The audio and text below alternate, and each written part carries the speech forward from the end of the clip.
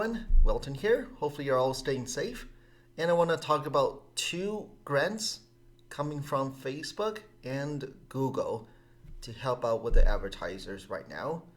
And that's first of all talk about Google. Google is issuing 340 million in Google Ads credit available to all small business with active accounts over the past year. So what this means is if you started advertising with Google, you have to have an active account starting January 1st of 2019.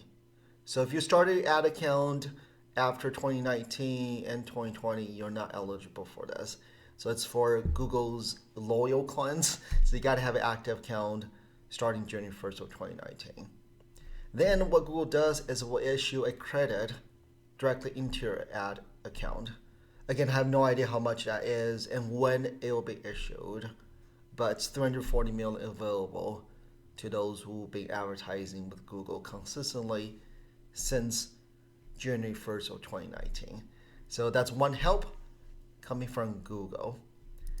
Second help will be coming from Facebook. Facebook is issuing 100 million in cash grants and ad credits up to 30,000 eligible small business in over 30 countries. But this is 100 million seems quite a bit, but it's only available to 30,000 small business across 30 countries. So that is going to be very, very tough to get. So I don't know the application process, not a whole lot of details being mentioned about this. But once I see it, I will let everyone know. And so hopefully the Google ad grant help advertisers, Facebook ad grant, and hopefully already as a small business you already applied for the CARES. That's 10,000 cash infusion coming from the government.